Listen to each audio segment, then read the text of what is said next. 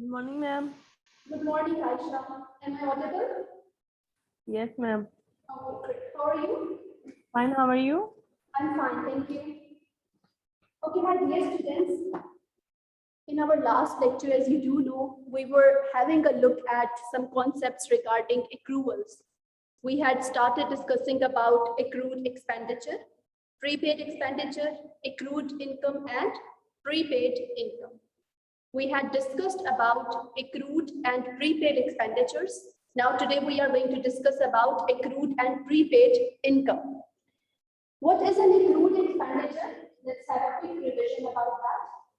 All those expenditures which have been incurred in the organization, which have been occurred in the organization, but not yet paid are known as accrued expenditures. The other name for accrued expenditure is unpaid expenditure. Those expenditures which have been occurred already, but we have not paid them yet in the form of cash are known as accrued expenditures. Whenever at the end of the time period, we do see that some amount of the expenditure is yet unpaid, we have to pass an adjusting accounting entry regarding that accrued expenditure. And what is that? Debit, expense, and credit, accrued expense account. What is an adjusting entry for accrued expenditure? Debit, expense account, credit, accrued expense account. It means that on one side, we are going to increase the expense in our statement of profit or loss. On the other hand, we are going to increase our liability and we are going to show it as a current liability in our statement of financial position. Whenever in your exam questions, you are going to see the accrued expenditure, it means that you have to create a liability in your statement of financial position and you are going to increase an expense with the same amount in your profit or loss account. On the other hand, we have prepaid expenditures also. All those expenses which have been occurred and we have paid more amount, over and above their occurring amount, it is known as a prepaid expenditure. Those expenditures which have been paid in advance are known as prepaid expenditures. We do also say that those expenditures which have not been occurred yet, but we have paid them in advance are known as prepaid expenditures. Whenever a prepaid expenditure arises in the organization, it means that you have to enjoy the benefits of that expenditure in the future of the organization. It means that an asset has been created in the organization. Prepaid expenditure is supposed to be recorded as an asset in your statement of financial position, and on the other hand, you are going to deduct the same amount of expense from your statement of profit or loss, since it is not an expense for the current year under consideration. So the adjusting accounting entry, which you do pass for the prepaid expenditure is debit, prepaid expense account, and credit expense account. On one hand, you are creating an asset. As a current asset, it will be shown in your statement of financial position. On the other hand, you are going to decrease your expense from statement of profit or loss. Whenever there is a prepaid expense, students, is it going to increase your profit or decrease your profit? It will increase your profit. Whenever you are going to deduct an expense, obviously your profit is going to be increased. So prepaid expenditure increases your profit. On the other hand, accrued expense decreases your profit. Now, today we are going to start our discussion regarding accrued income. What is an accrued income? All that part of an income which have been earned by the human beings in the organization, but is not received yet in the form of cash. All that income which has been earned during an accounting period but not yet received in the form of a cash is known as an accrued income. Same like the prepaid expenditure, accrued income is also our asset. Whenever an income is being earned and is not yet received, it has to be recorded as an asset in your statement of financial position. I repeat, what is an accrued income? All that income which has been earned but not yet received in the form of cash. What is the other name for accrued income? We do call it as earned income also. An income which has been earned already, which has been, which has become the right of the organization, but is not received in the form of cash, is known as an accrued income. What is an adjusting entry for accrued income, students? Because it is an asset of the organization, that is why we have to record it as debit. Got it? It has to be recorded as debit. So debit accrued income, credit will be income account. On one hand, we have to record it as our current asset in our statement of financial position. On the other hand, we have to increase the income in our statement of profit or loss with that same amount. So the adjusting entry for accrued income will be debit accrued income, and credit will be income account. Increase in income is credit, increase in asset is debit. Let's see what your book says about it. They say accrued income arises where income has been earned in the accounting period but has not yet been received. In this case, it is necessary to record the extra income in the statement of profit or loss and create a corresponding asset in the statement of financial position called accrued income. So the adjusting entry which you have to pass at the end of an accounting period regarding accrued income is debit accrued income and credit income, which is going to be shown in the statement of profit or loss. Accrued income creates an additional current asset on our statement of financial position. It also creates additional income on our statement of profit or loss, and hence this will increase overall profits. So accrued income, same like prepaid expenditure, is going to increase our profits. That income which has become our right but is not received in the form of cash, we have to add it in our income in our statement of profit or loss. On the other hand, we are going to record it as our current asset in our statement of financial position. I hope that everyone is clear. Now, students, here is an illustration regarding accrued income. Let's start doing it.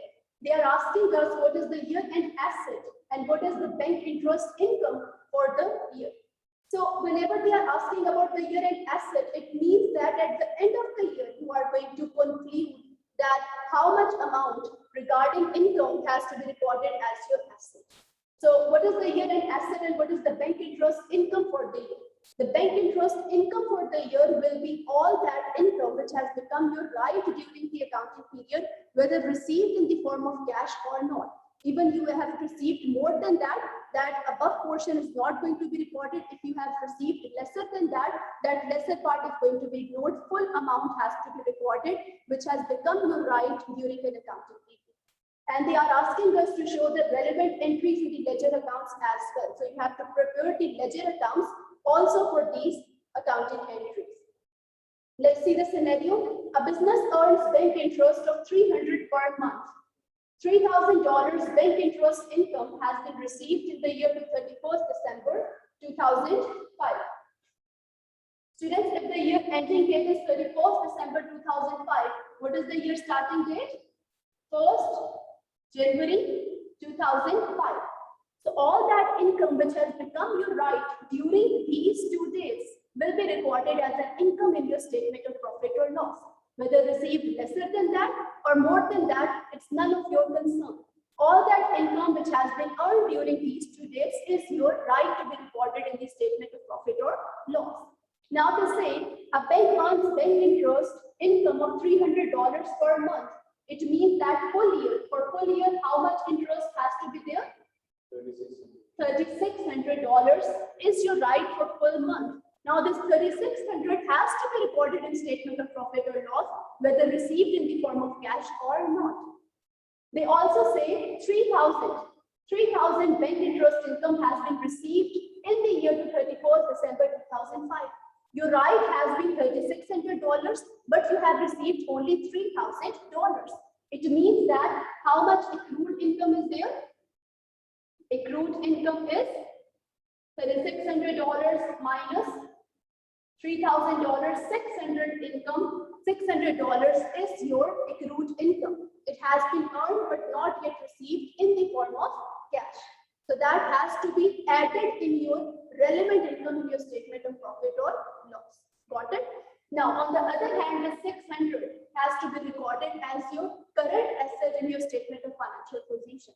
So on one hand, it will be added in your statement of financial position. On the other hand, this will be shown as the current asset in your statement of financial position. So these are going to be the two adjustments regarding accrued income. Now come to the ledger account entries. First, we are going to pass the accounting entries for this. When you are going to receive this bank interest income of 3,000, what accounting entry you are going to pass? Debit, cash account, how much? $3,000 has been received, and you are going to credit which thing? Bank interest income account. Increase in income is credit. So we are going to pass this accounting entry when we are going to receive this amount of interest. At the end of the year, when you are going to see that your right has been 3,600, but you have received only 3,000, at that time you are going to pass an adjusting accounting entry regarding accrued income. So at that time, which accounting entry you are going to pass? Debit will be accrued bank interest account, and credit will be bank interest income account. With which amount? 600. It means that your bank interest income account, which will be shown into your ledger account in total, will be 3,600. So total of the income will travel to your statement of profit or loss account. How? Let's prepare the ledgers for these. Ledger for interest income account, students. Here debit and credit. In the first case, your bank interest income is getting credited. What is the name of the opposite account? Cash account. This has been received in the form of cash. In the second accounting entry, it has been getting credited again. What is the name of the opposite account? Accrued bank interest account. How much amount is there? 600. Now you are going to close this ledger. The total of the heavier side is going to be written on both sides, 3,600. As this is the income account, it will be going to the statement of profit or loss. So instead of writing balance carried down, what you are going to write? Statement of profit or loss account. How much amount? 3,600 will be shown in the statement of profit or loss. In your statement of profit or loss, how are you going to show it? You will be showing bank interest income of how much? 3,000. In that 3,000, you are going to write, you are going to add accrued interest of 600. So total of 3,600 will be shown in your statement of profit or loss. On the other hand, what other account you have to prepare? Accrued interest account. Debit and credit. Accrued interest account is in our second accounting entry. What we have done with that? It is getting debited in the second accounting entry. So we are going to pass it on we are going to write it on the debit side of the ledger. How much amount is there? 600. What is the name of the opposite account? Bank interest. Now we are going to close this account. Total of the heavier side will be written on both sides. 600 we are going to write, as this accrued interest account is the asset. So instead of writing profit or loss account, what we are going to write? Balance carried down. Balance carried down on this account is how much? 600. This accrued interest will become the opening balance for the next year also. On the diagonal side, we are going to write it in the next year when this account is going to be opened. So that is why opening asset is always written on the debit side of the ledger. Opening asset on the debit side, closing asset on the credit side. Okay. Sometimes in your exam question, they will be requiring you to prepare the ledgers. So if they are telling you that any asset is there, you open it on the debit side of the ledger. Opening balance on the debit side. So in statement of financial position, what you are going to do? In your statement of financial position, under the head of current assets, you will be showing accrued interest account of how much? 600. This will become your asset in your statement of financial position. Is everyone clear? Any confusion regarding that? Students, in the exam, you can expect the question on accruals. And they can be tricky also. So do practice from exam, get a lot about these questions. In the book, the illustrations are simple, but in exam, the questions are tricky.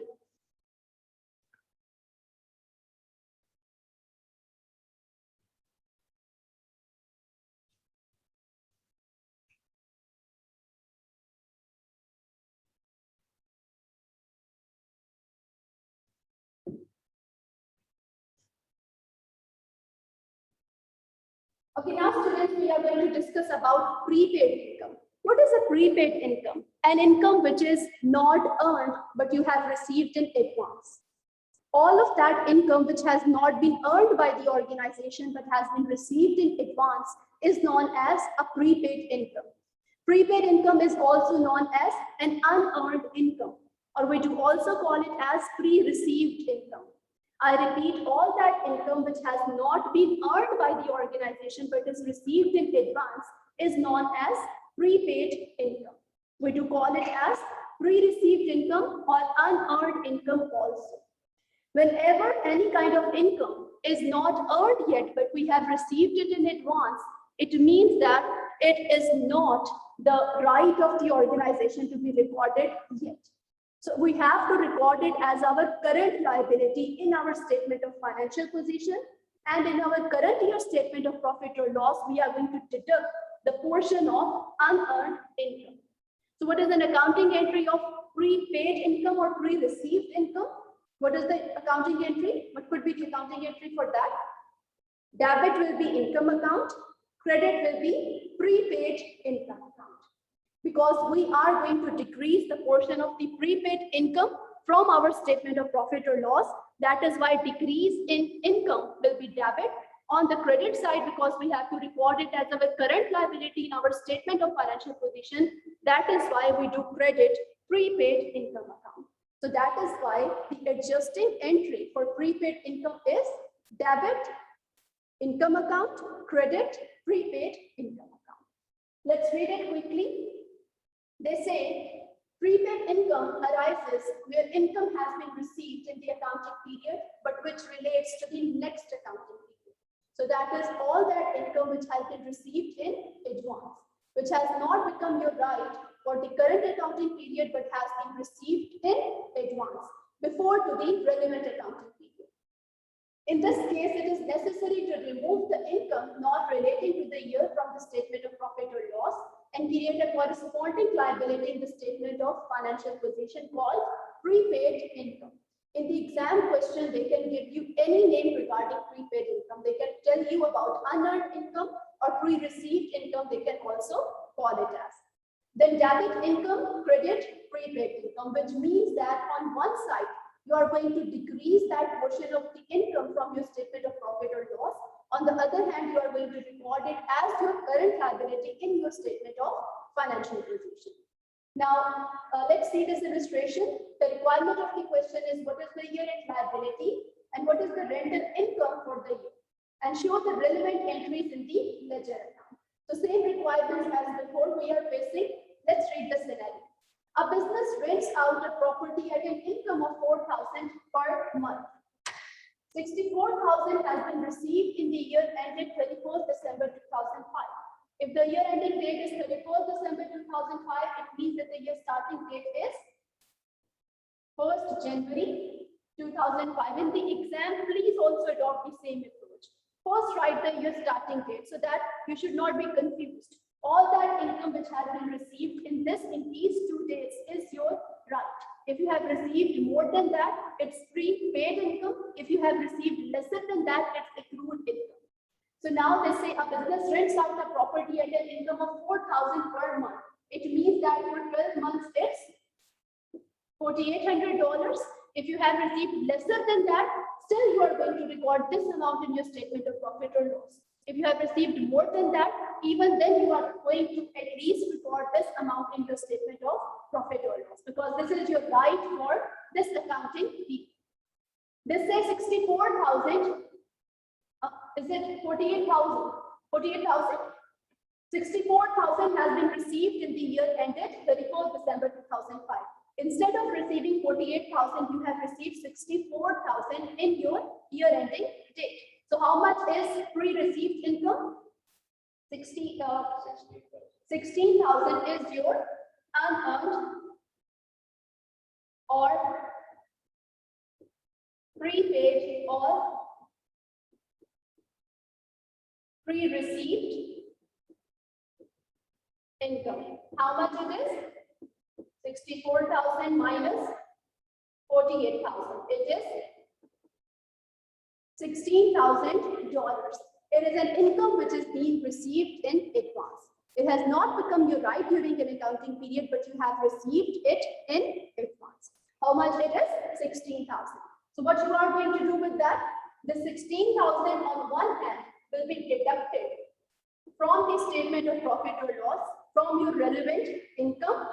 On the other hand, what you are going to do in statement of financial position, you will be recorded as your current liability. What is an accounting entry for that? Debit income account, credit prepaid income account. My dear students, what are going to be the accounting entries? When you are going to receive this amount of cash as your income, what accounting entry you are going to pass? Debit, cash account, how much cash has been received? $64,000. And what you are going to credit, which income is that? Property income account, 64,000. At the end of the year, when you are going to find that 64,000 is over and above your right on the income, then you are going to pass the another adjusting entry to reduce this income. To reduce this income, what you have to do? You have to give the debit for it. So what you are going to do? Debit will be property income account. In this way, you are going to reduce it. How much? 16,000. And what you are going to credit? Prepaid income account, 16,000. So in this way, you have ensured that now your income in your statement of profit or loss has been reduced. Now we are going to prepare the ledger for it. First ledger is property income account. The account we are going to prepare debit and credit. In the first accounting entry, property income is getting credited. On the credit side, you are going to write 64,000. The name of the opposite account is cash account. In the second accounting entry, it is getting debited. So what you are going to do on the debit side, you are going to write 16,000. What is the name of the opposite account, students? Prepaid income account or prepaid property income account. Now you are going to close these accounts. The total of the heavier side will be written on both sides. Which item is it? Property income account. It is an income account. So it is going to be shown in the statement of profit or loss. So that is why you will be showing profit or loss account. How much amount will be going to the statement of profit or loss? 48,000. In statement of profit or loss, how are you going to show it? Property income of how much? 64,000 is being received. Deduct prepaid income 16,000 and total of 48,000 will be shown in your statement of profit or loss. Now the other account that you have to prepare is prepaid property income account.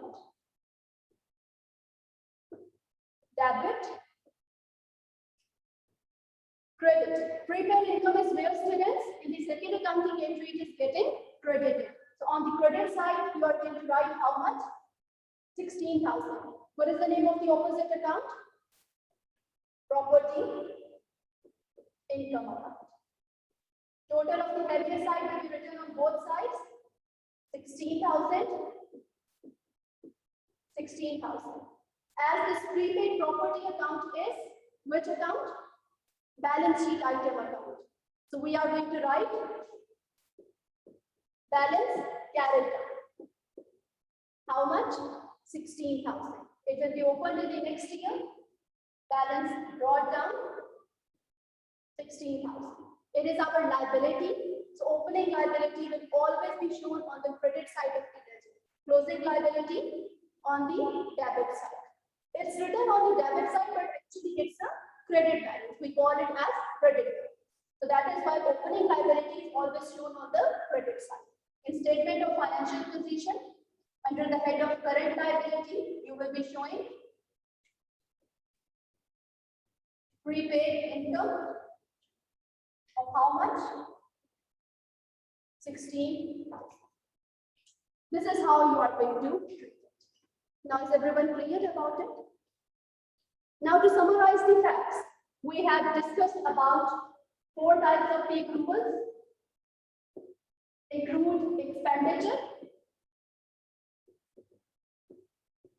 prepaid expenditure, accrued income, and prepaid income. What is an accrued expenditure, students? All that expenditure which has been incurred but not yet paid in the form of cash. It means that it is your liability. On the other hand, we have prepaid expenditure. All that expense which has not been incurred yet but is paid in advance. That is why prepaid expenditure is your asset. Then accrued income. What is an accrued income? Yes, dear. Then we have accrued income. What is an accrued income? All that income which has been earned but not yet received in the form of cash. All that income which has become your right but is not yet received in the form of cash is accrued income. So that is why accrued income is our asset.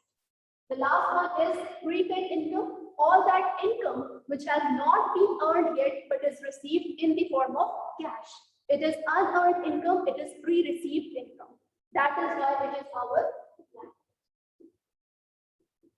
What is an accounting entry for accrued expenditure? Debit expense, credit, accrued expense. What is an accounting entry for prepaid expense? Debit, prepaid expense, credit, expense. What is an accounting entry for accrued income? Debit, accrued income account, credit, income account. What is an accounting entry for pre-received income or for prepaid income? Debit will be income account, credit will be prepaid income. So this is what we have done in this chapter. All these 4 accounting entries have been added in your notes, but still you should be knowing about the concepts. Okay, because in the exam they will be asking you the requirements like this. Okay. My online students, are you clear? Students, give me a while, let me just call the calls. Okay, now students, with this we have finished our chapter. If you still have any confusion, please ask me. Samiha, are you clear here?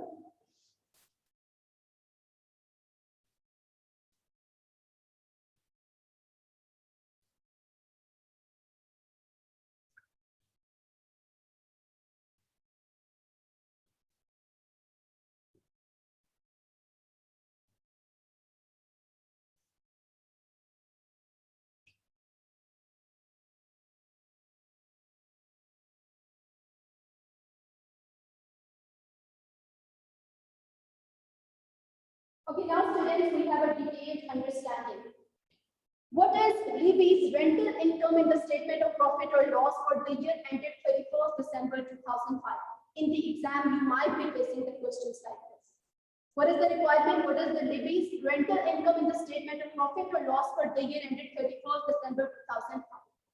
How much is the total right of levy regarding rental income? You have to calculate. Accrued and prepaid income. Levy further receives income from 2 rental units as follows. First, you have to establish the year accounting year. The year ending date is 31st December. Your starting date is 1st January 2005. So all that income which has become your right during these accounting periods have to in your statement of profit or loss. Now let's see. 2 units are there. For the period 1st October 2004 to 31st October 2004, the rental income has been 2,150, but is received in 30th September 2004. Do you have to record it as your income for this accounting period? Why? Because it has been arised in previous year and it has been received also in your previous year. So it is none of your concern.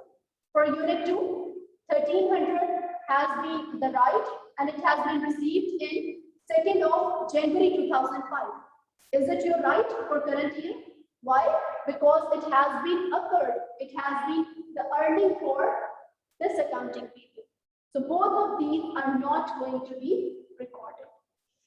Even if received in 2005, it's none of your concern because you have to see that when it has been arised. Then the income which has been arised from 1st January 2005 to 31st March 2005, first quarter of your relevant accounting period. It has been received in 2004. Is it your right for this accounting year? Are you going to record it?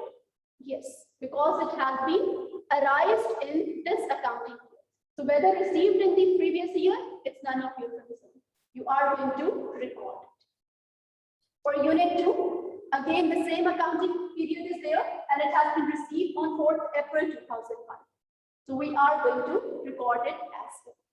Then the income which has been your right from 1st of April 2005 to 30th June 2005 and it has been received on 25th March 2005. Is it going to be recorded? Yes. And same is the case for this one as well. Apart, are you understanding? Then for the third case, it has been your right from 1st July 2005 to 30th September 2005. Whenever it is received, you are not going to see it, you are going to ignore it because it is your right. So 2200 is also going to be recorded and this 1400 is also going to be recorded. Then an income which has become your right from 1st of October 2005 to 31st December 2005, whatever the date of receiving is, you are going to record both of these. Then an income which has become your right from 1st January 2006 to 31st March 2006 is not going to be recorded even if you have received in your current year. So this is not going to be recorded and this is not going to be recorded. So total of the rental income for both of the units, you have to add these 4 and these 4 will be your total rental. Calculate it, how much it is, whatever it is going to be your answer. Calculate it, students. 2150.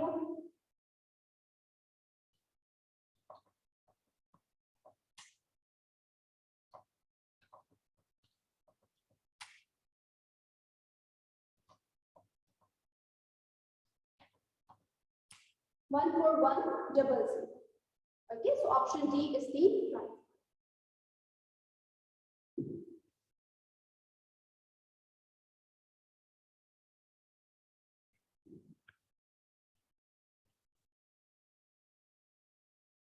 Now students, with this we have ended the chapter. Now the next chapter which we are going to start is about receivables. The accounting entries regarding receivables are already entered in your notes, but today we are going to discuss it in detail. What are receivables, students? Receivables do arise in the case of credit transactions. Credit sales, whenever going to arise in the organization, the concept of the receivables is going to arise. Who are receivables? All those persons to whom the organization has sold something on credit. Whenever we do make the credit sale, whenever we are making a sale to some individuals and we are promising to receive the amount in the future, not at the current time of the transaction, receivables do arise. The accounting entry for the credit sales is debit, receivables, credit, sales account. It means that the receivables are current assets of the organization. Receivables are all those persons or parties to whom the organization has sold something on credit. Whenever the credit sales are going to be done, the accounting entry is debit, receivables account, credit, sales account. It means that receivables are our current assets. Where does current assets go, students? In statement of financial position. We do know about the receivables already. We have done a lot of discussion regarding receivables in our previous classes also. In this chapter, particularly, we are going to discuss two concepts regarding receivables. One is irrecoverable debt. The other one is allowance for receivables. This is about your yesterday's question also. You were asking me the question which was including these two terms. We are going to discuss today about irrecoverable debts and allowances for receivables. What are these?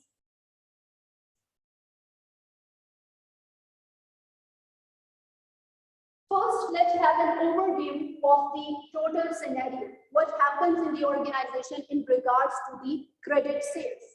My dear students, whenever the sales arises on the credit basis, the accounting entry is debit receivables, credit sales revenue account. Why do we pass this accounting entry? Because assets are arised in the organization. Which kind of the assets have arised? Receivables. Why? Because in the future we have got a right to receive the amount of cash from these persons. So that is why we debit them and we do record them in our statement of financial position. On the credit, we do record sales revenue, as increase in revenue is always credit. So at the time of credit sales, an accounting entry which is being passed is debit receivables, credit sales revenue account. Then, my dear students, when the customer eventually settles the debt, the accounting entry will be debit cash account and credit receivables account. When your receivables ultimately pays the amount back to you, what accounting entry do you pass? Debit cash account, because cash has been received, and credit will be receivables account, as the right to receive the money from the receivables is now expired. So as the asset decreases, you credit it. So when you receive the amount from your receivables, the accounting entry is debit cash account and credit receivables account. So this is what we already know, that whenever the receivables arise, debit receivables, credit sales. Whenever we receive the cash from them, debit cash, credit receivables. But what if they don't pay? What if they don't pay? Because they have promised the organization to pay in the future. But it can happen that they are not paying us. It can happen that they are trying to defraud the organization and they are not paying the amount which has been due to them. It means that now the debt which has been due to the receivables has become bad, has become irrecoverable. We are not able to recover the debt which has been due to the receivables already. That is why the debt which has been due is now become bad debt, has become irrecoverable debt.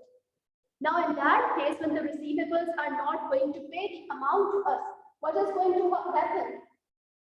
This accounting entry could not be passed because the debts have become irrecoverable. And on the other hand, our receivables are no more our receivables. Our right to receive the money from them is now expired. We are not able to receive the amount from them. That is why we have to decrease them. Am I right? What we have to do, we have to give a credit to them. So when the debt becomes irrecoverable, we have to credit receivables. Understood? What are we going to debit? We are going to debit irrecoverable debt expense account. Because our new type of the expense, indirect expense, has arisen. So when the receivables are not paying the amount back to us, we have to credit them. We are going to credit the receivables and we are going to debit irrecoverable debt expense account. It means that on one side, irrecoverable debt expense will be recorded as an indirect expense in our statement of profit or loss. On the other hand, our receivables are going to be decreased from our statement of financial position with an amount of irrecoverable debt. When your receivables have paid you, pass this accounting entry, but if they have not paid you, you are going to debit irrecoverable debt expense account and you are going to credit receivables account. Now your receivables amount is being credited because because you have not received an amount from them, and you are going to debit irrecoverable debt expense account. On one side, this irrecoverable debt expense will be shown in the statement of profit or loss. On the other hand, because we are crediting receivables in your statement of financial position from the figure of receivables, these are going to be deducted. These are going to be shown as a deduction from your receivables with the name of irrecoverable debt expense account. So these are the two adjustments regarding irrecoverable debts. Irrecoverable debts are all those which the organization is not able to recover from its receivables. May I erase it, students? In the next slide, we are going to have a look at this.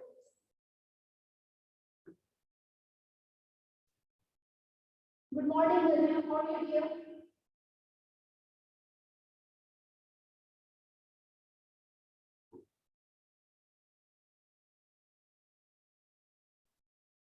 First, we are going to have a look at this slide. Later, we are going to go to the others. Students, what is an irrecoverable debt? As we have discussed, an irrecoverable debt is a debt which is considered to be uncollectible. All those debts which we are not able to recover from the receivables are known as irrecoverable debts. With such debts, it is prudent to remove them from the accounts and recharge the amount as an expense for irrecoverable debts to the statement of profit or loss. The original sale remains in the accounts as this debt actually takes place. The double entry required to achieve this is debit irrecoverable debt expense account, credit receivables account.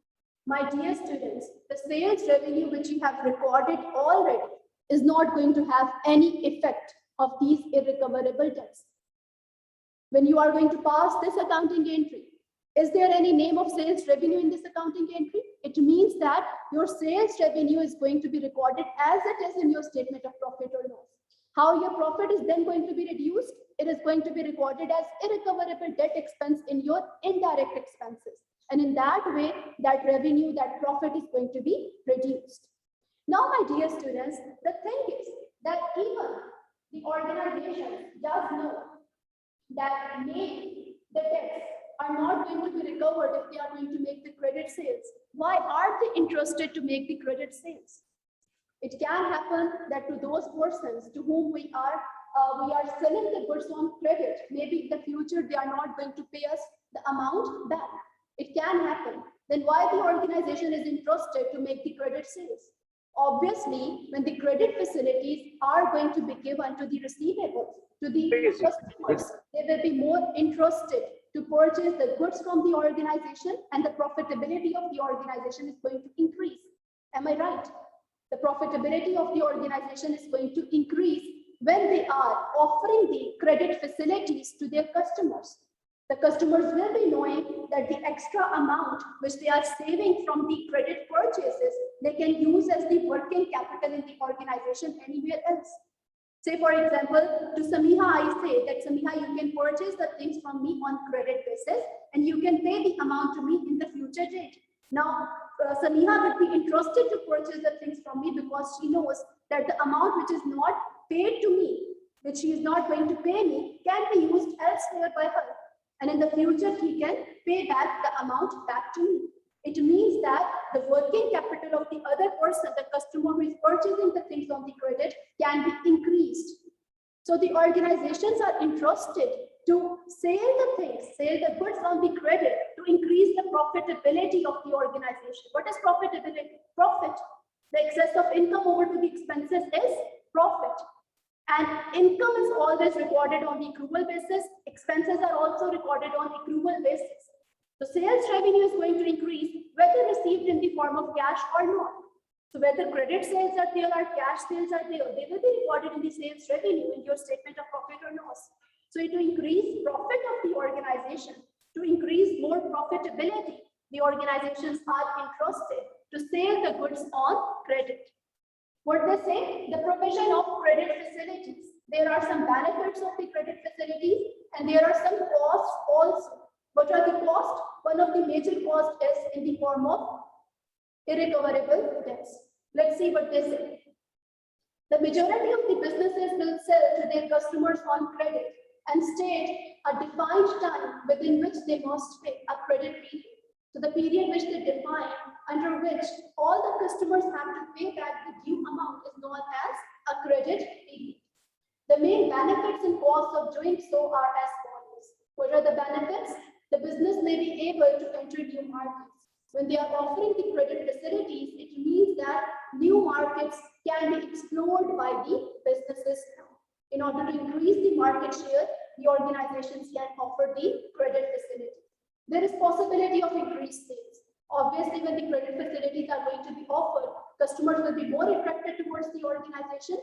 That is why the sales revenue of the organization could be increased. Then customers' loyalty may be encouraged. Customers' loyalty, what is customers' loyalty? Customers are going to become more loyal to the organization. They will be becoming more interested to the organization because the organization is giving them the credit facility. So when in the future they also have to purchase, they will be coming to the same organization who is giving them the credit period to pay back the amount. Then costs. Cost can be costly in terms of lost interest and the business is accepting payment later. Now, interest is the return on the loan. Whenever the organization is giving the loan to someone, the interest can be received. Now, this amount which they are not receiving from the receivables is not going to earn interest for them. Am I right? If they have received the amount from the receivables, they can take that amount, they can fix it in the savings account and can earn interest.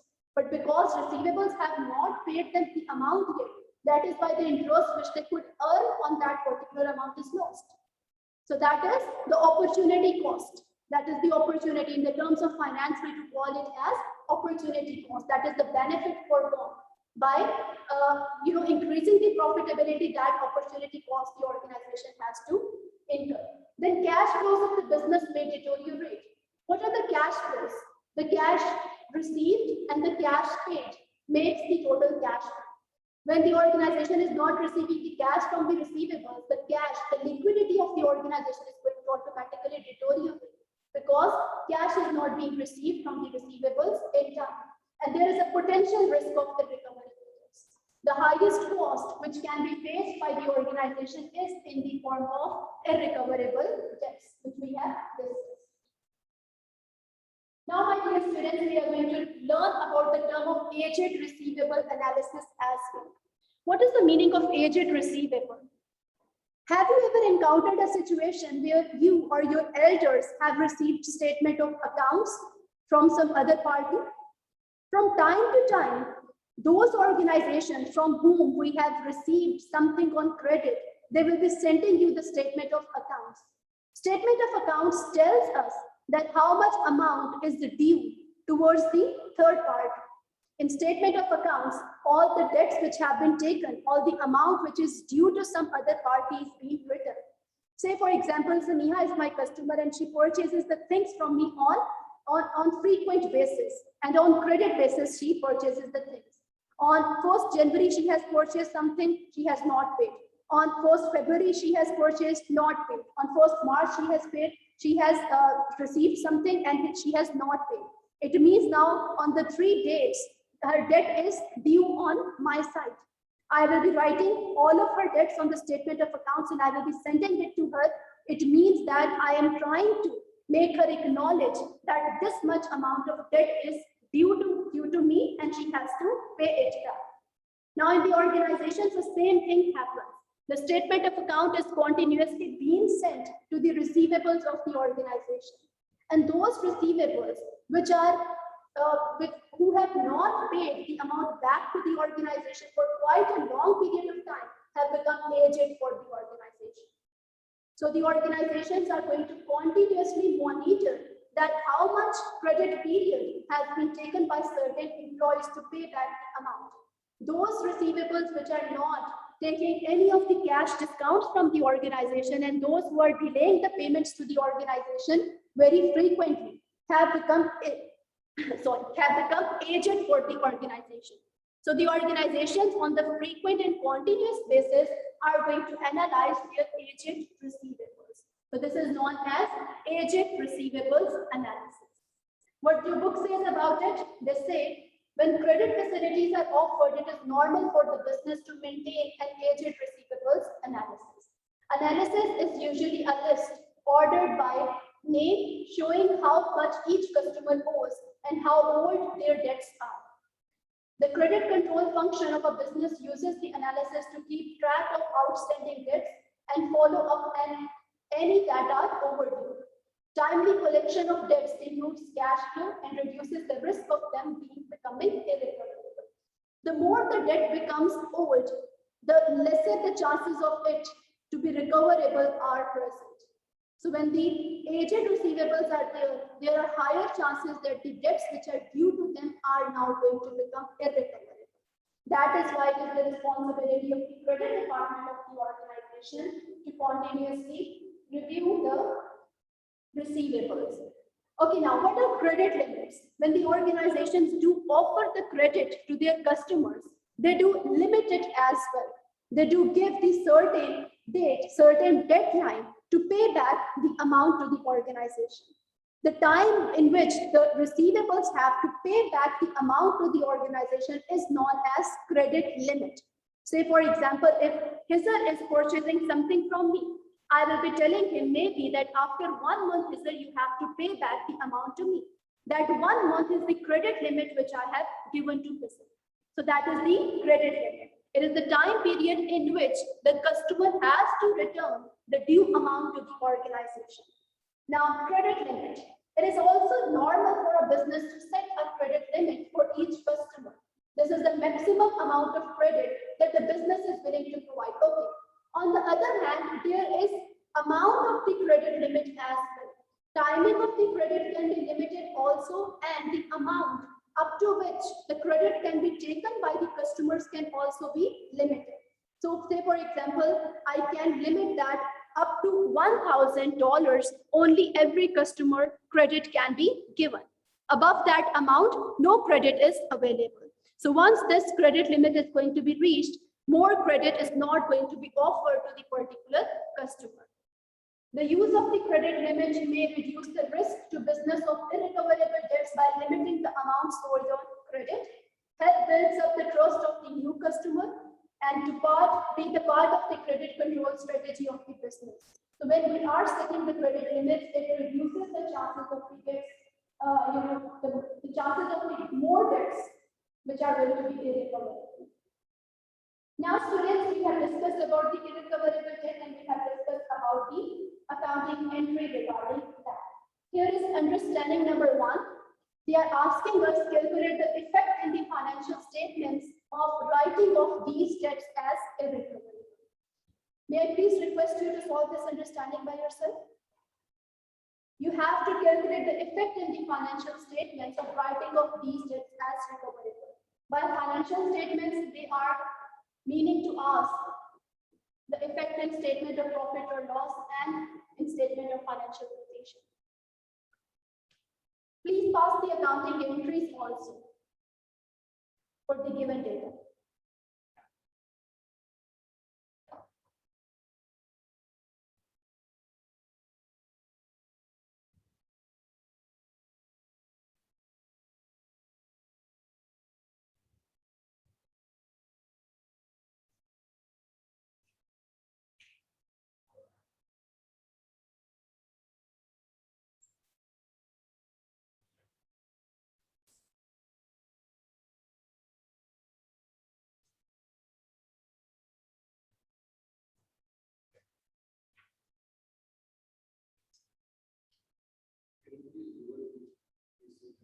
Sure.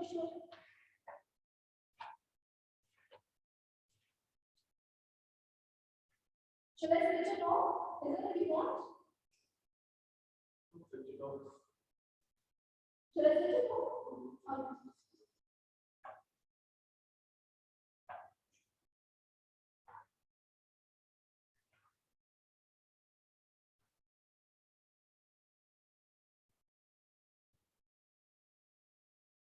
I think it has become increased. So I have to increase the temperature.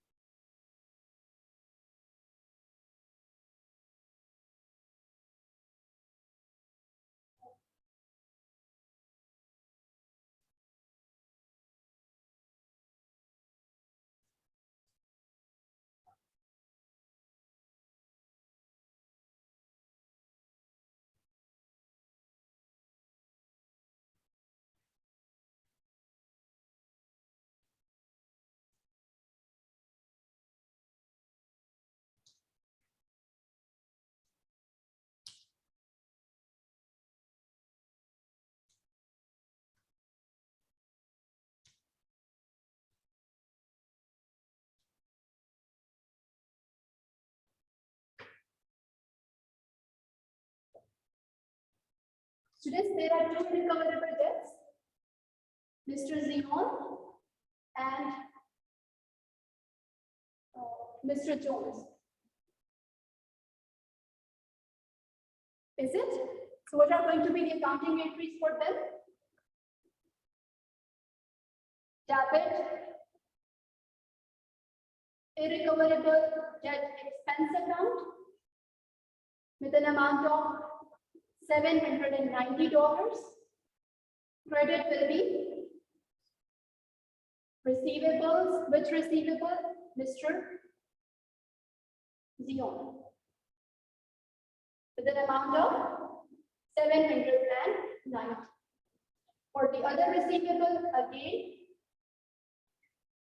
debit irrecoverable debt expense account with an amount of 1,240. Credit will be receivables account. Which receivables? Jones account with an amount of 1,240. Yes, dear. Yes, please ask if you do have any confusion. Now, students, in the receivables accounts, what is going to be the effect for this when you are going to prepare the receivables account?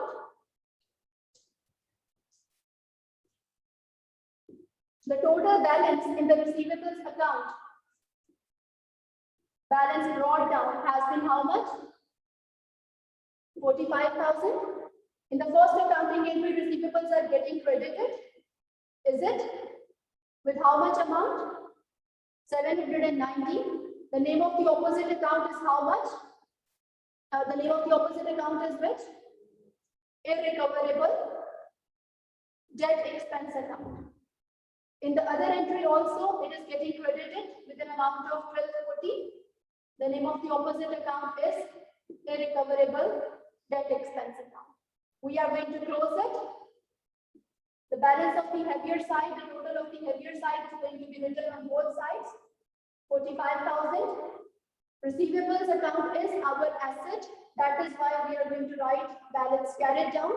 45,000 minus 790 and minus 1,240, how much it is? That balance is going to be written, and that balance will be opened in the next year. Now, in the financial statements, what is going to be the effect? In statement of profit or loss, irrecoverable debt expense will be recorded under selling and distribution expenses after gross profit. How much of it? 790 plus 1,240. How much it is, students? No, not 42,000. 790 plus 1,240. Okay. How much? 2030? 2030 will be recorded as an irrecoverable debt expense in your statement of financial position. In statement of financial position, the receivables amount has been 45,000 minus irrecoverable debts of 2030. This amount of receivables, that the balance which you are going to get over here, will be written as the balance in your statement of financial position. Got it? This will be your treatment in your financial statements. Mariam, Aisha, Rabi, are you getting clear? Yes, ma'am. Can you send a picture of this? Sure, dear, sure.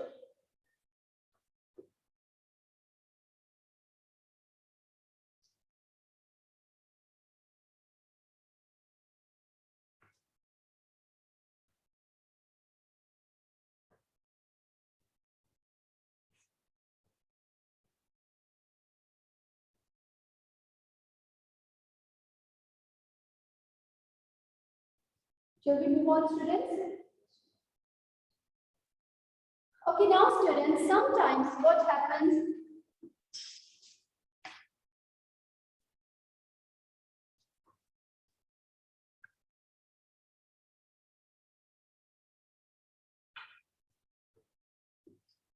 sometimes a miracle happens.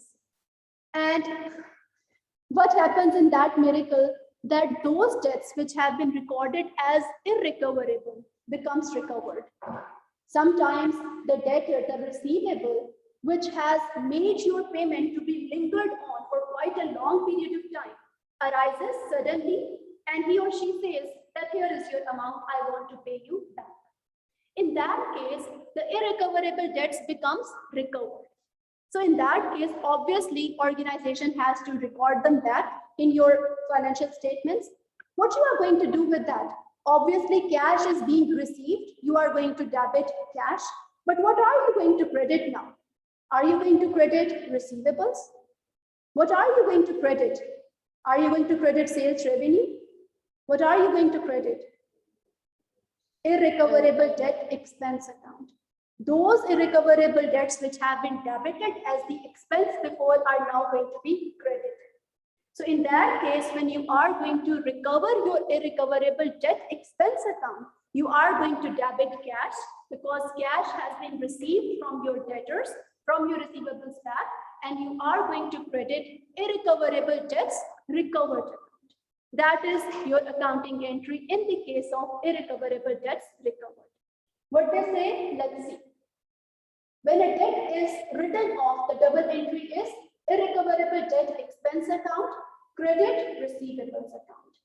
When cash is received from the customer, the normal double entry is cash account to receivables account. When you are receiving the cash from the receivables on the normal basis, when there has not been any irrecoverable debt, in that case, the normal accounting entry is cash account debit, credit receivables account. But when an irrecoverable debt is recovered, the credit entry above cannot be taken to receivables as the debt has already been taken out of the receivables balance. When you do write off the irrecoverable debts, you have already credited the receivables. So that is why when you receive the cash from the irrecoverable debts, you cannot give the double credit to the receivables. That is why the accounting entry that is going to be passed in the case of irrecoverable debts being recovered will become cash account debit and credit irrecoverable debt expense account or irrecoverable debt expense recovered account. This is going to be the accounting entry in the case when the irrecoverable debts are going to be recovered. So let's summarize the scenario. When you are going to make the sales on the credit, the accounting entry is debit receivables, credit sales revenue. When you are going to receive the amount back from those receivables, accounting entry is debit cash, credit receivables. When those debts which have been due to the receivables are not going to be recovered, they are irrecoverable, then you are going to debit irrecoverable debt expense account and you are going to credit receivables account. When the irrecoverable debts are going to become recovered, then you are going to debit cash account and credit the irrecoverable debt expense account. This is what we have discussed in the case of irrecoverable debts. In the last, they are telling us some businesses may wish to keep a separate irrecoverable debts recovered account to separate the actual cost of the irrecoverable debt in the period. So in that case, instead of crediting the irrecoverable debt expense account, you can credit irrecoverable debts expense recovered. But this is none of your concern. You can just keep this entry in your mind. Cash account debit, credit irrecoverable debt expense account. Here is understanding number 2, students, regarding this scenario. They are asking us that what is the final balance on receivables account at 31st December 2007 and 2008. Try to do this question by your own.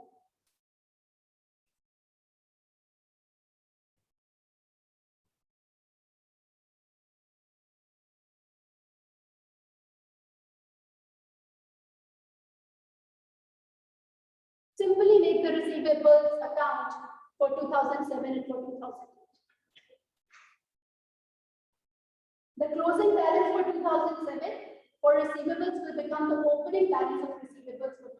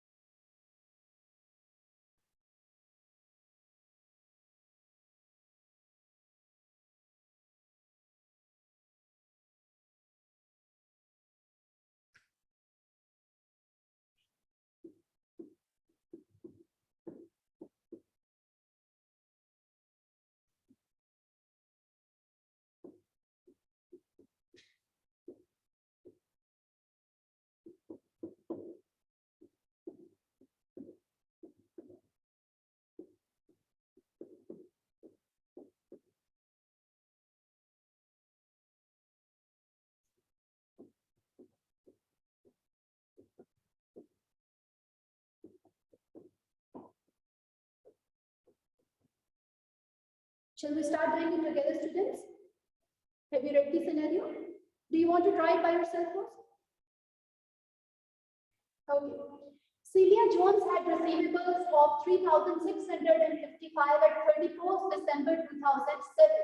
Is it an opening balance or closing balance for 31st December 2007? At 31st December 2007, closing balance is how much? 3,655. At that date, she wrote off her debt from Lenny Smith of 699. This is going to be the balance at which, what are we going to do with that? Wrote off debt at 31st December 2007. She has written off the debt from Lenny Smith of 699. It is for 31st December 2007 itself. Because it is at that date, 31st December 2007. During the year to 31st December 2008, now the next 2008, Celia made credit sales of 17,832 and received cash from her customers totaling 16,936. Now the credit sales are going to increase the balance on the receivables, is it? And receive the cash from her customers totaling 16,936. It is going to decrease the balance on the receivables. She also received 699 from Lenny Smith that had already been written off in 2007. What are we going to do with that? Is it going to increase the balance of receivables or decrease the balance of receivables? The amount which has been recovered from Lenny Smith. Decrease? Nothing is going to be done to the receivables account because of this accounting entry. When the irrecoverable debts becomes recovered, what is an accounting entry? Cash account debit, credit, irrecoverable debt expense account. Receivables are already credited when this has been written off. You are not going to give double credit to this amount. Getting my point? That is the point which they wanted to check. And that's why they have added this over here. Nothing is going to be affecting in the receivables in this case. No entry to the receivables ledger account in this case. Now try to do it.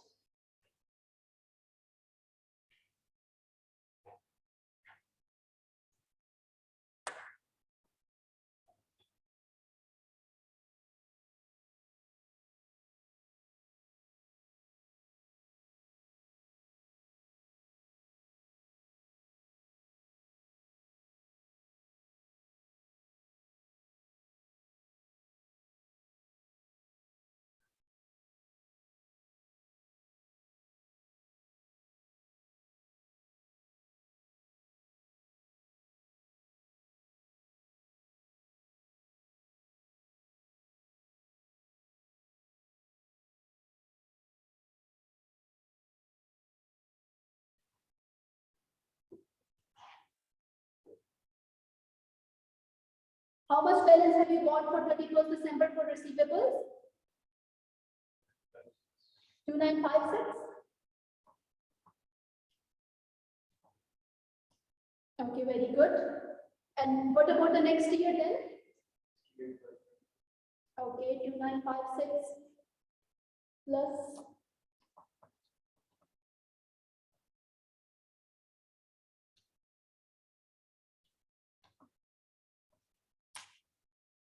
how much have you got?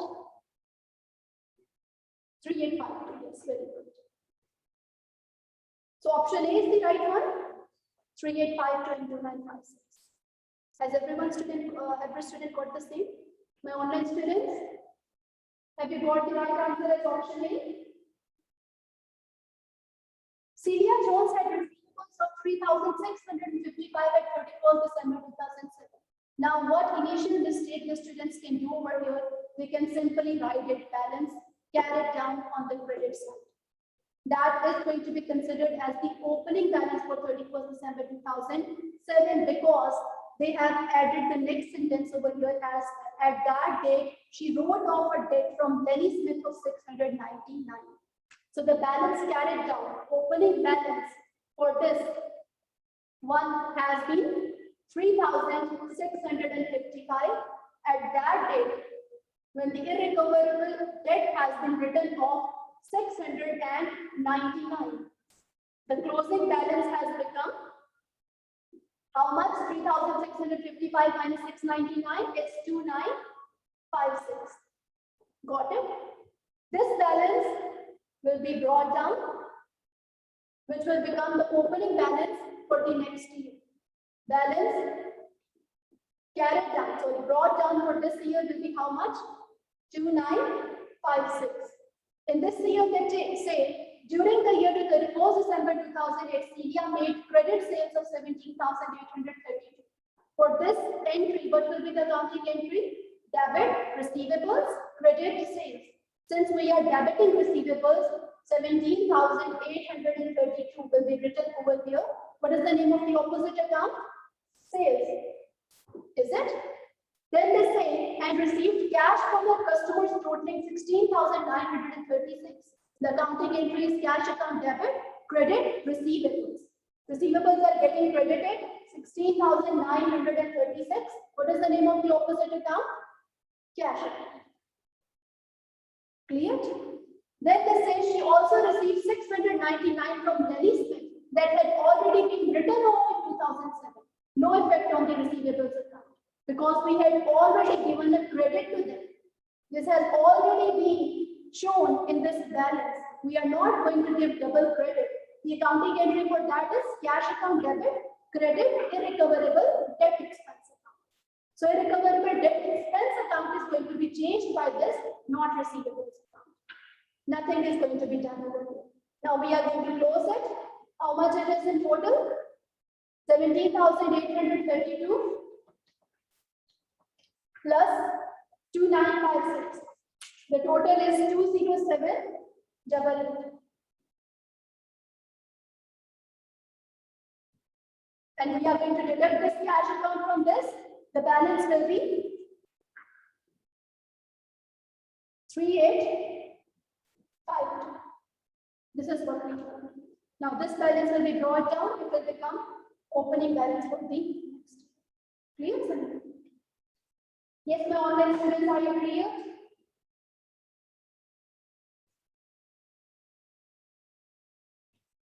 Aisha, Rabia, Mariam.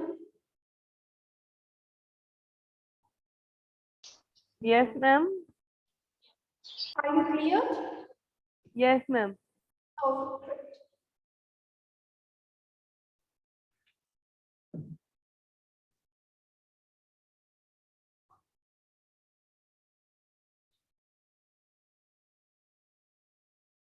Okay, now students, the next important term which we are going to discuss is allowance for receivables. Sometimes we have a doubt over to the receivables that maybe they are going to pay us and maybe it can happen that they will not be paying us. So there are 50-50% chances. We are not sure about their payment. We have a doubt that maybe they are not going to pay and we are unsure that whether they are going to pay or they are not. In that case, instead of writing off the debts, writing off the receivables as irrecoverable, we are going to create an allowance for them. Instead of writing off the balance of the receivables, instead of crediting receivables, we do create an allowance for the receivables. If the receivables are going to pay us, cash to receivables and allowance is going to remain the same. Allowance is created only by being prudent in the organization. We need to be careful that maybe the receivables are not going to pay us and there are chances also that they are going to pay us. Whenever the allowance for the receivables is going to be created, we are going to credit allowance for receivables account. Let's see what your book says about it. An allowance for receivables is set up with the following journal. What is an accounting entry for creating allowance? Debit irrecoverable debt expense account and credit allowance for receivables account. If the irrecoverable debts are going to actually occur, what accounting entry we are going to pass them? What accounting entry we are going to pass them? When the irrecoverable debts are actually going to occur. This is an allowance. What are we going to do then?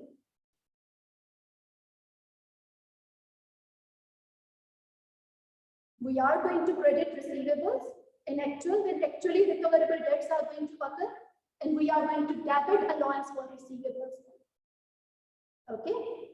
In that case, irrecoverable debts are also going to be written. Already they are written. We are not going to do anything with them.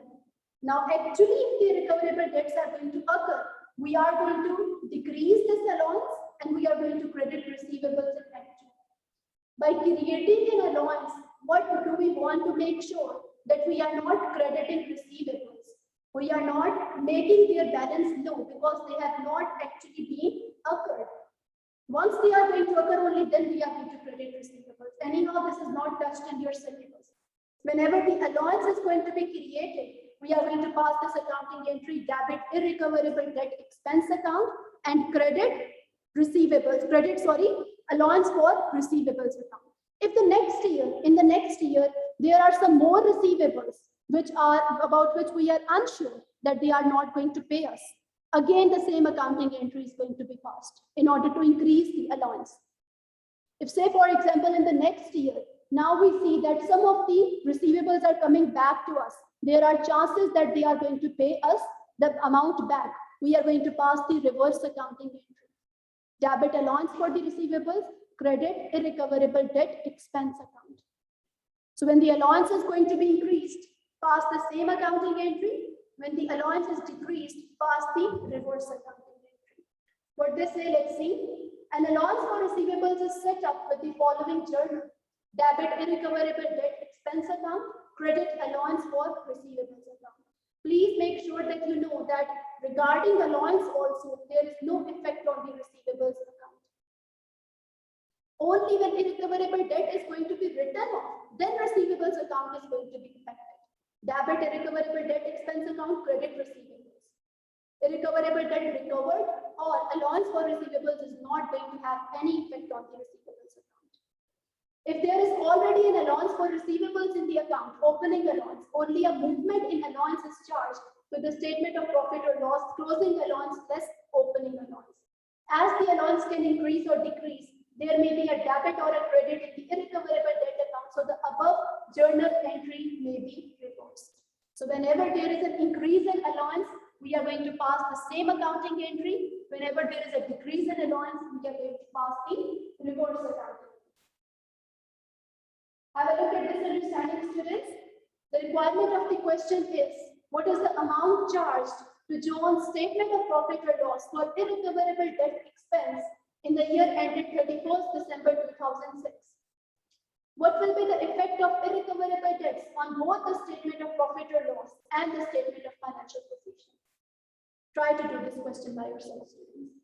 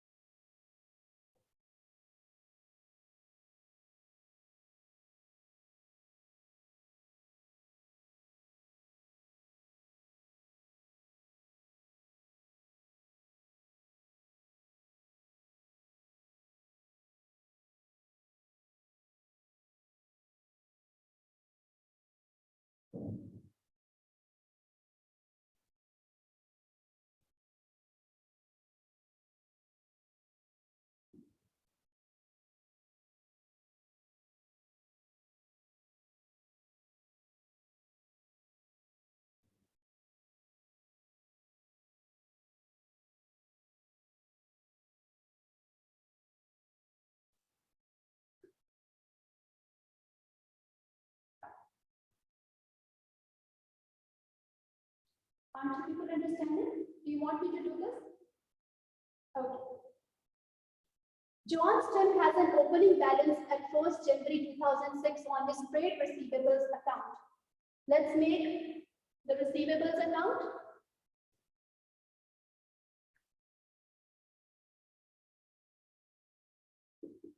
debit and credit. So the opening balance of the receivables account is how much?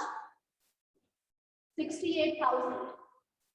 Balance brought down 68,000.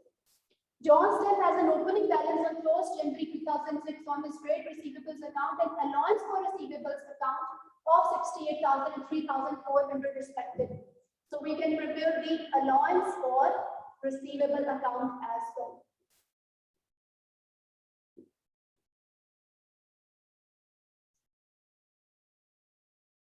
Debit and credit. Allowance balance, opening allowance balance will be credit. Okay. What is the accounting entry for allowance for receivables? Debit, irrecoverable debt expense account, credit allowance for receivables. So we are going to write the balance, opening balance on the credit side. How much it is? 3,400.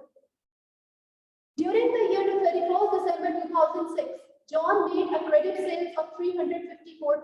What is an accounting entry for that? Debit, receivables, credit, sales account. So where are we going to write it? On the receivables ledger account. What is the name of the opposite account? Sales account. How much amount is there? 354,000. And collected cash from his receivables of 340,000. The accounting entry is cash account debit, credit, receivables account. It is going to be credited. How much amount? 340,000. What is the name of the opposite account? Cash account.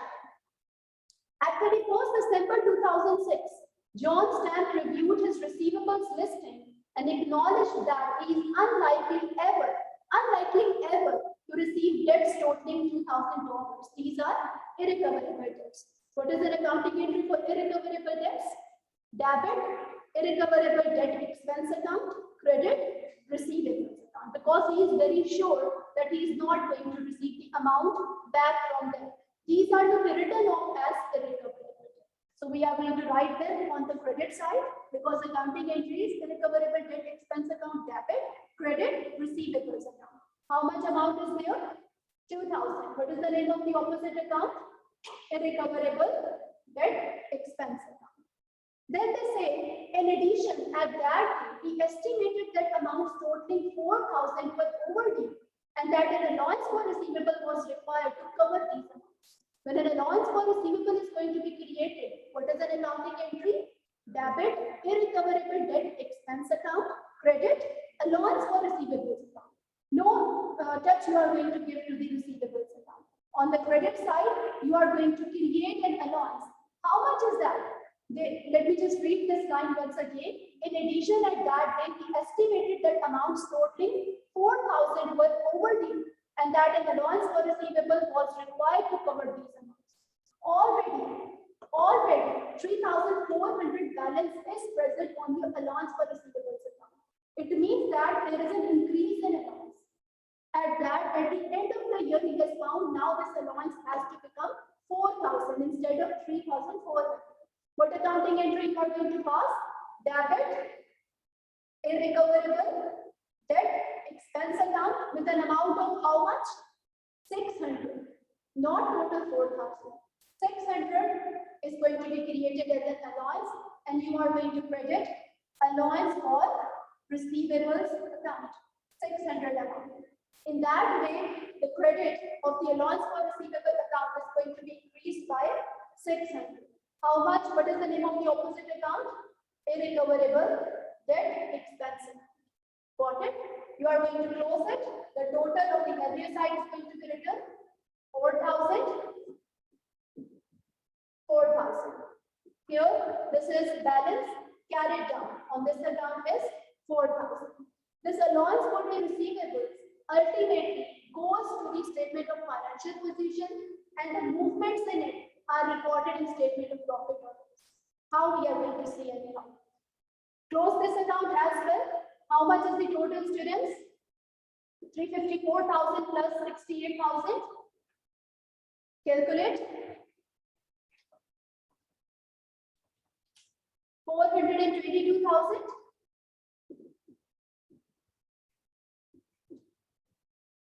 422,000 minus 340,000 and minus 2,000.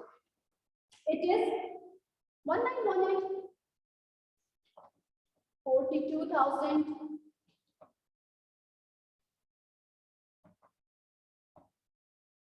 Is it 422,000 minus 340,000? Yes, it's 80,000. 80,000 is the closing balance. This will become the opening balance in the next. So how much balance on the receivables has to be on the debt on the next year? Opening balance will be 80,000. Okay, you are required the amount to be charged in the statement of profit or loss for irrecoverable debt expense. How much irrecoverable debt expense is going to be recorded? For that, you have to prepare irrecoverable debt expense account. Or on the other hand, you can simply see 2,000 and with 600. 2,600 is the total irrecoverable debt expense, which is going to be there. You can make your own irrecoverable debt expense account as. Getting it? Because on two ways you have recorded the irrecoverable debt expense. What are you going to do in the statement of profit or loss, my dear students? This 2,600 is going to be recorded as the irrecoverable debt expense account, and increase in allowance is going to be deducted. From statement of financial position, what you are going to do? Total receivable balance is going to be written as 80,000, and the year ending allowance is going to be deducted from that. 4,000 is going to be deducted from the closing balance of the receivables. How are we going to treat it after the break? We are going to discuss. Okay, up till now it's enough. So it's 11:10, 25 minutes break we are going to have. After the break, we are going to cover up this topic and we are going to have a test. Clear? Okay, my other students, we are going to have a break.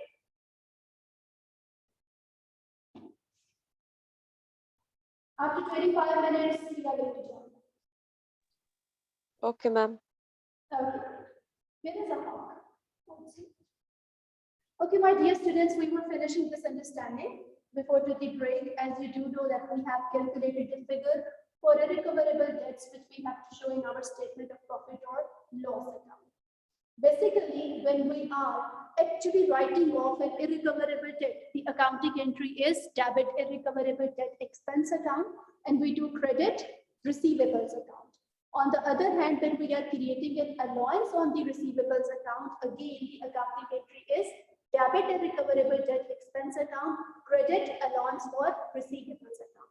So whether it is irrecoverable debt or whether it is allowance for receivables, both are going to decrease the profits in our statement of profit or loss. Whenever there is an increase in allowance for receivables, we do add it in our irrecoverable debts in our statement of profit or loss, and in this way, our irrecoverable debt expense increases.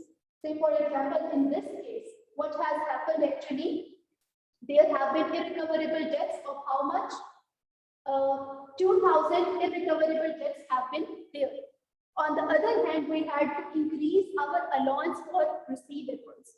For both the cases, the accounting entries which we had passed, for the first case, the accounting entry is debit irrecoverable debt expense account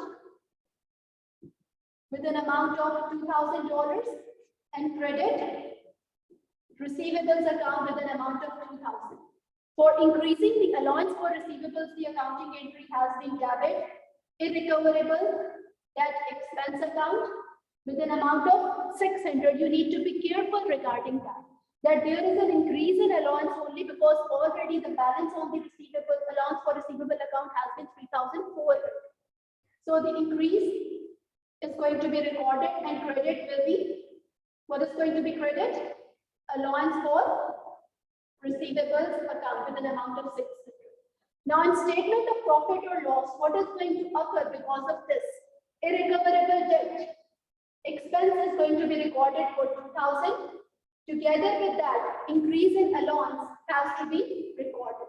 That is 600. So the total amount which has to be shown in the statement of profit or loss regarding irrecoverable debt expense is 2,600, which means together with decrease in receivables and together with increase in allowance, both are going to be shown in statement of profit or loss. In statement of financial position, what you are going to do, this balance will be reported in statement of profit or loss. Together with, you are going to show separately deduction for allowance for receivables. What you are going to do in statement of financial position, students, you will be showing receivables balance as 80,000 and you are going to deduct allowance for receivables over there, but the total amount at ledger account of allowance for receivables has to be deducted from there. So total of 4,000. Unlike only movement, which you have shown in statement of profit or loss, the total balance on the allowance for receivables closing balance has to be deducted, and 76,000 will be shown in your statement of financial position regarding receivables. This is how we are going to treat allowance for receivables. Clear? Clear, Samina? Yes, William, are you clear? Aisha, Rabia? Yes, ma'am. With this, we have finished this chapter. Now, the next chapter is regarding provisions, payables, provisions, and contingent liabilities. 10 minutes we are going to give to this chapter, and then we are going to do the test. Now, students, the discussion regarding payables, provisions, and contingent liabilities is going to be started. What are payables? We already know, but we need to know about provisions and contingent liabilities. What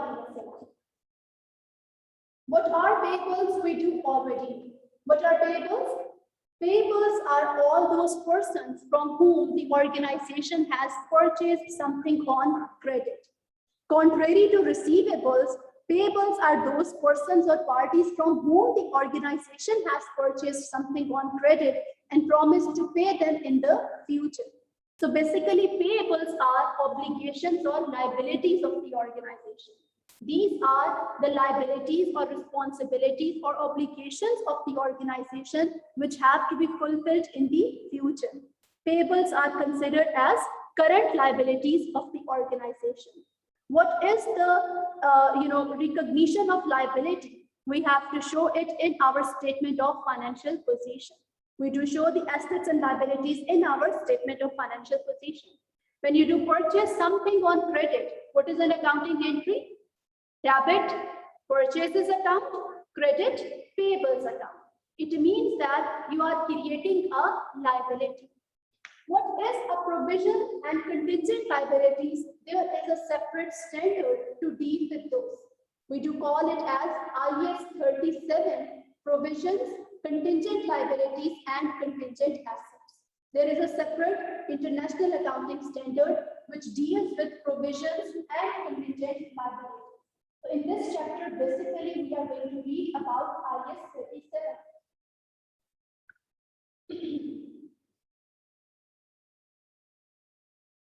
Students, what are liabilities? Every one of us does know that liabilities are obligations or responsibilities of the business, which if fulfilled are going to result in outflow of the economic benefits or economic resources of the organization.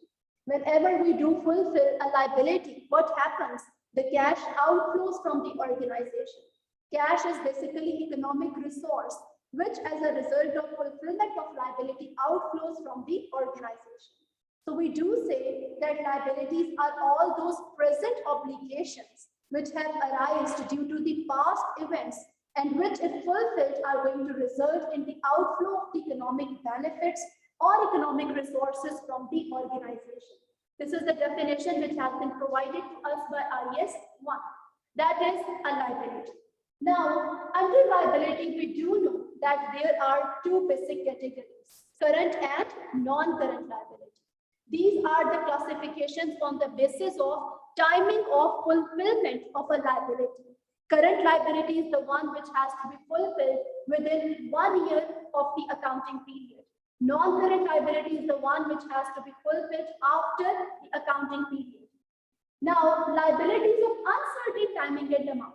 where we are not able to decide that when the obligation has to be fulfilled, when we are not able to decide that what amount is going to be outflowed as a result of fulfilling of the liability, the concept of provision and contingent liabilities arise. So in this chapter, the overview of this chapter tells us that what kind of liability is there, we do decide as per its timing and amount. It is a current liability if it has to be fulfilled within an accounting period. If it's a non-current liability, it has to be fulfilled after one accounting year. But if we are not certain about the timing or amount of the liability, what we have to do, it is going to come under provisions and contingent liabilities, which we are going to discuss in this chapter. Now, over here, they are giving us the revision of the types of liabilities. We have discussed so many times that there are two broad categories of liabilities. One is non-current liability and the other one is current liability. Non-current liabilities are all those which are going to be fulfilled by an organization after the period of 1 year. Say, for example, if you have taken any long-term loan which has to be fulfilled after 7 years, it is known as a non-current liability because the timing of its fulfillment is after the period of 1 year.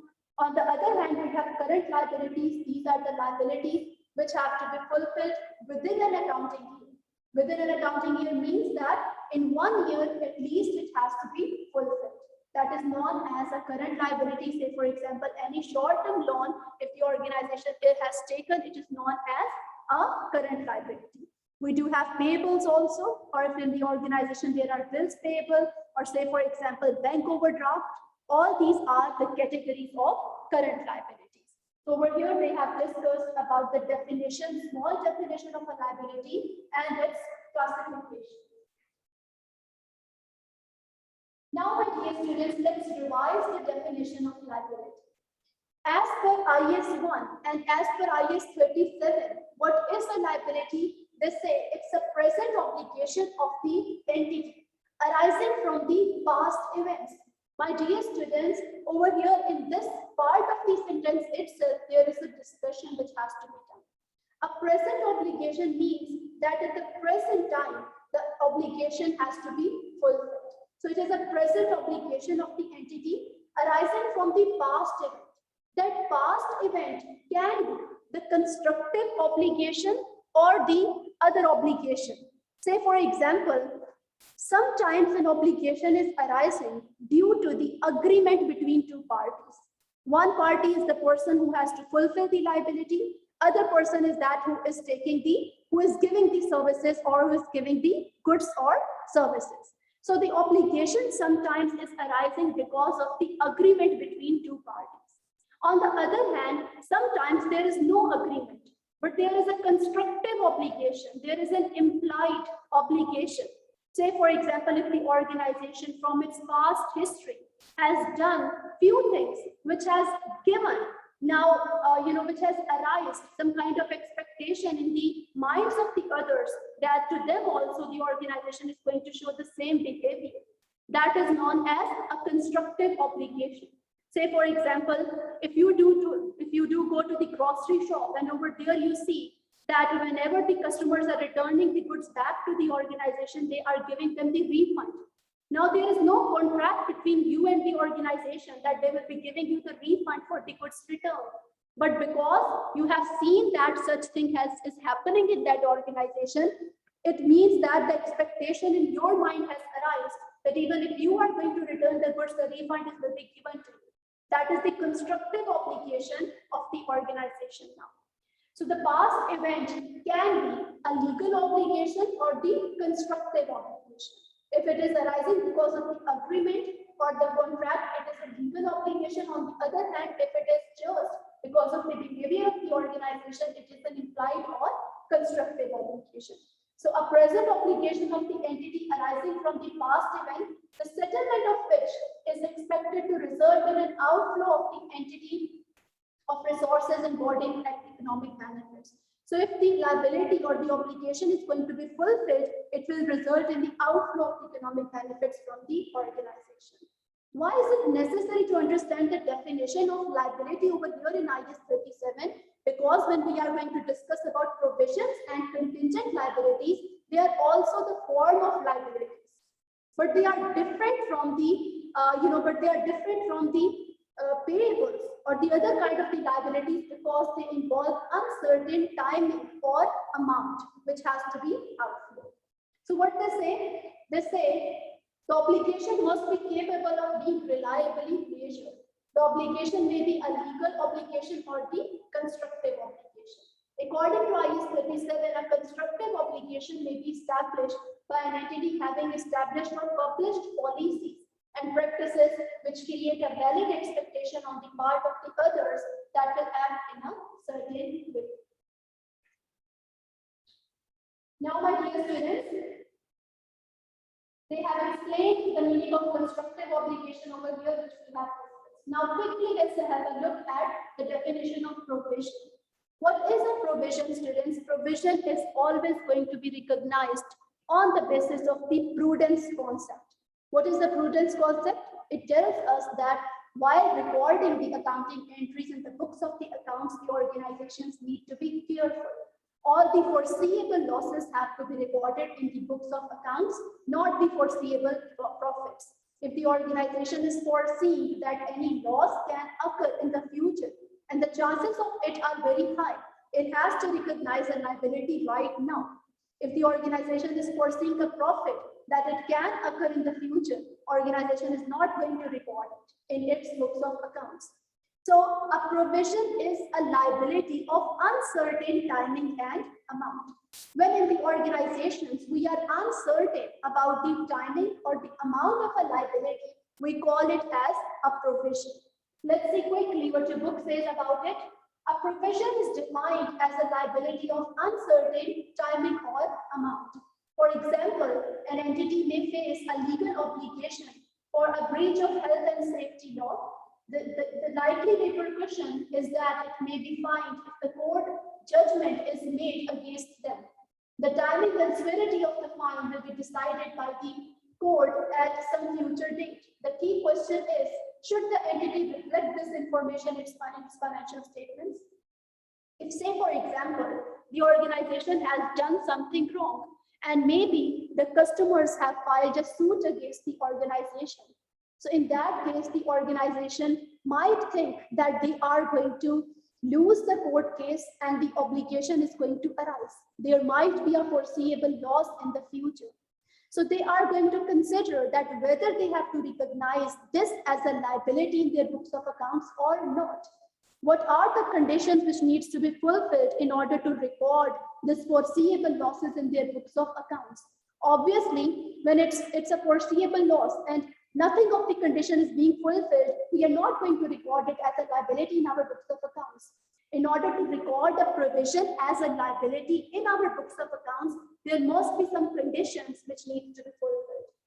My dear students, in your financial accounting books, you are going to read two terms very frequently. One is recognition and the other one is disclosure. Recognition means that something which you have to recognize, which you have to show in your financial statements. If you are writing an asset, a liability, income, expense, or equity in your books of accounts on the face of those four financial statements, it is known as recognition. Disclosing means in the notes to the financial statements you are writing something. We are going to extend the discussion regarding IS 37 in our next lecture. Now it's time for the test student. The timing of the test is 30 minutes. My online students, I will be sending it to you in the WhatsApp group.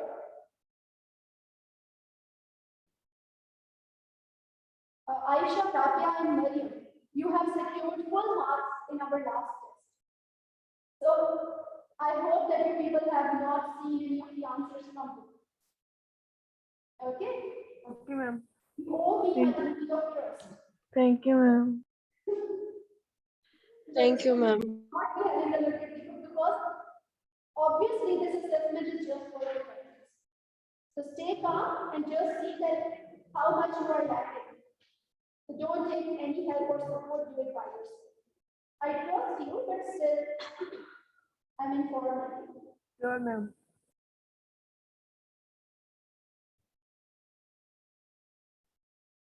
So I have sent the test to you, students.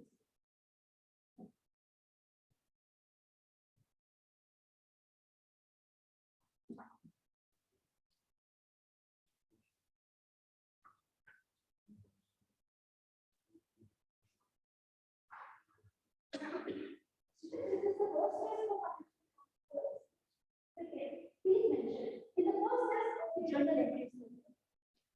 Please mention test number 2 on the top.